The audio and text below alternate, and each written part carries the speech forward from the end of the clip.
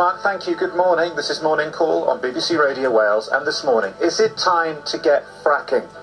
A Westminster committee says the development of fracking should be an urgent priority. The chairman of the Economic Affairs Committee, Lord McGregor, says that shale gas will provide jobs and energy security, but many communities are fighting plans to frack and say the process could cause pollution. So what do you think? Is it time to get fracking, or are you dead against this? 03700 100 110 is the number. You can text as well, 8 10 12. Weekday mornings from 9. This is Morning Call with Oliver Hydes on BBC Radio Wales. Call now, 03700 100 110.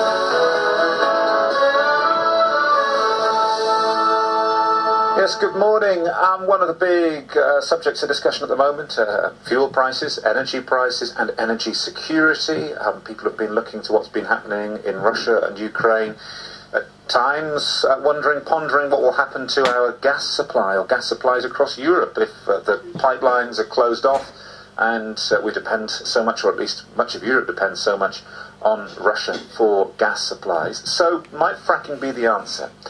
Partly in terms of energy security, we could become self-sufficient, say supporters, but also in terms of prices, that these spiralling costs of energy could at least stabilise if we all get behind this process, which involves, well, we'll explain what it involves a little bit later on, but it's a method used to extract previously unattainable supplies of gas from rocks underground by injecting water and chemicals at high pressure into the rocks. Is it something that you support? Should we get on with it? In October, 2 councils, the Vale of Glamorgan and Rhondda Cynon Taf, gave permission for exploratory gas drilling, which could lead to fracking. It's important to say they don't have permission to frack there at the moment, but it could happen.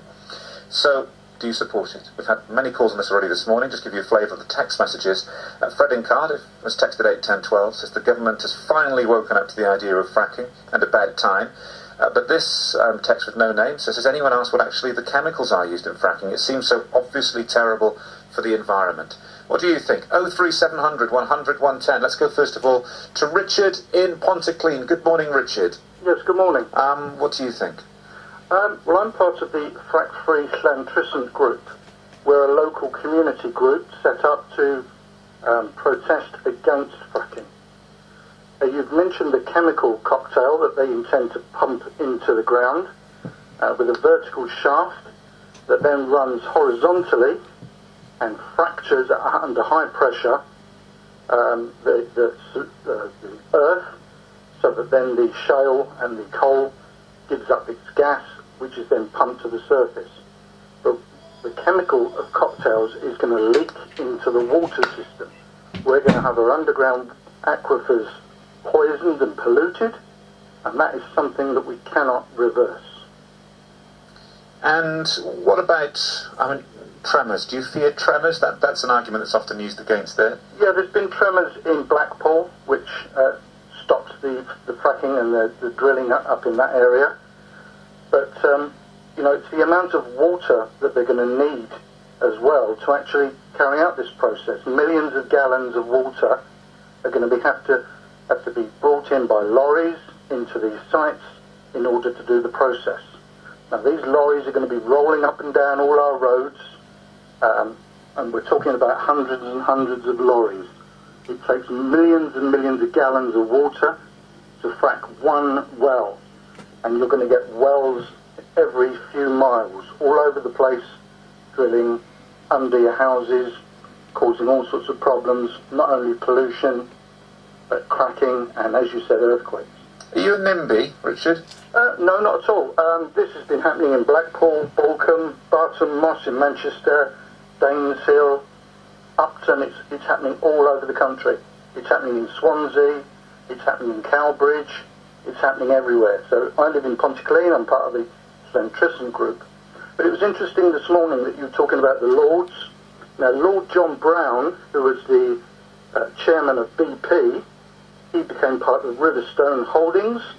Now, Riverstone Holdings invested £27 million into Quadrilla, and then he became a non-executive director within the Cabinet Office.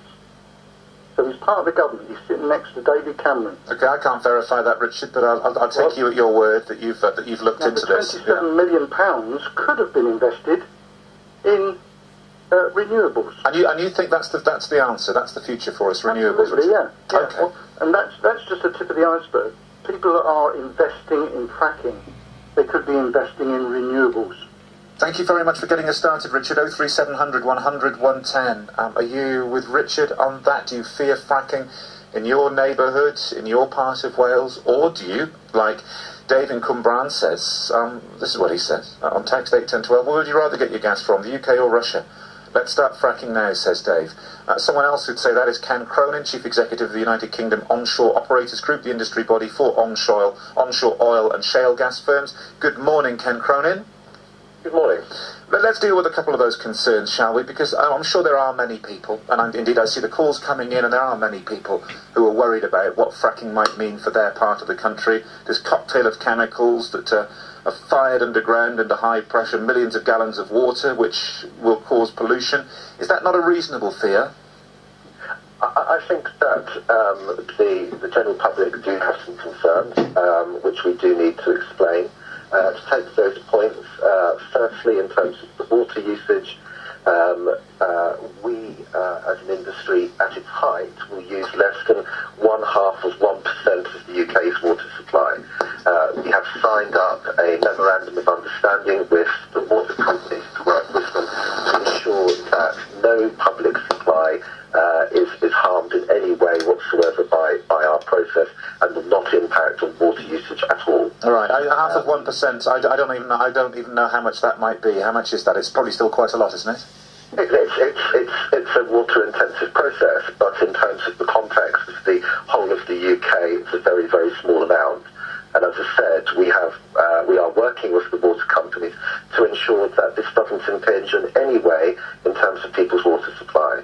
You can't pretend that it isn't, and we'll come on to the benefits in a moment, because I want to hear your arguments in favour. But let's just deal with disruption, local disruption, lorries and water, and the possibility of tremors and all the rest of it.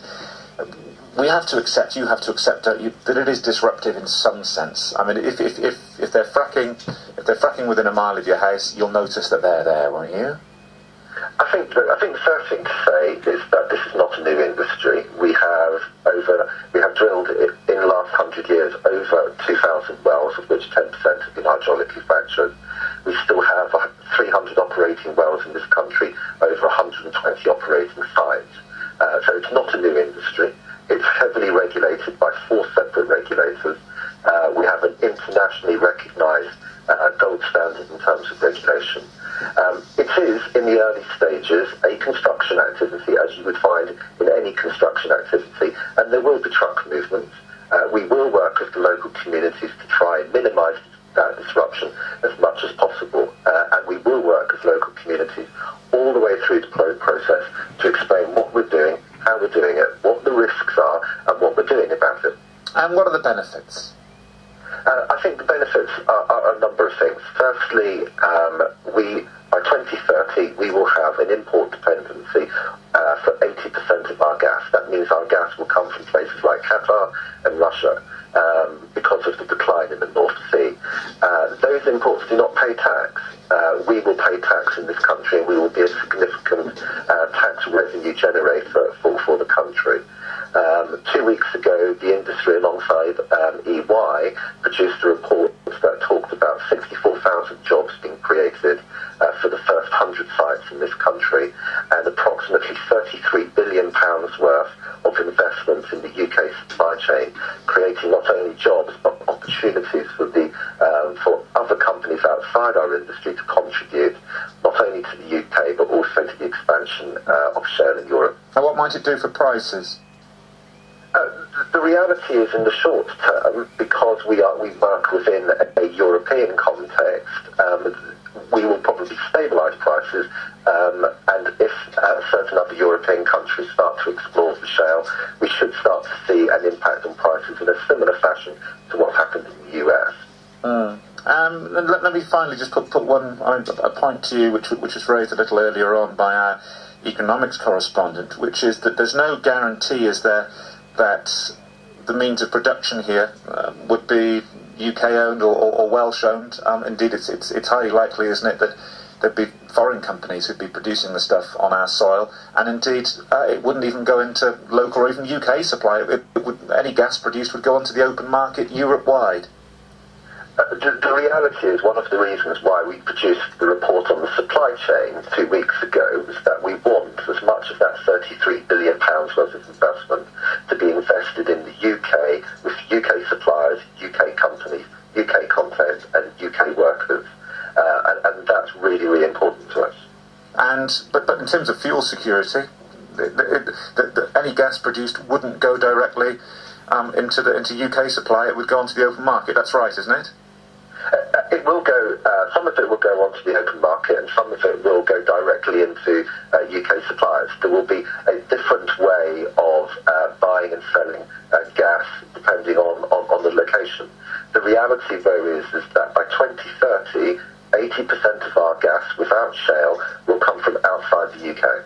Thank you very much for that, Ken Cronin, who speaks for onshore oil and shale gas firms. So what do you think? 03700 100 110. Are you convinced by the arguments as put forward by Ken Cronin? Here's Roy, near Carmarthen.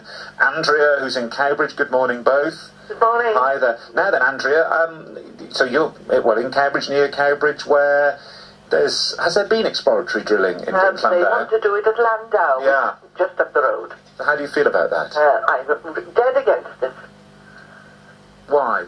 Well, besides all the reasons that have already been aired on the radio, etc., nobody has mentioned about if this does take place, there'll be big lorries full of contaminated water being transported to who knows where. Nobody has said anything about where it's going and what it will do to someone else. These lorries will be going through all our lovely vales, lanes, etc., to get to wherever it's going, and it could be affecting the countryside, the wildlife, birds,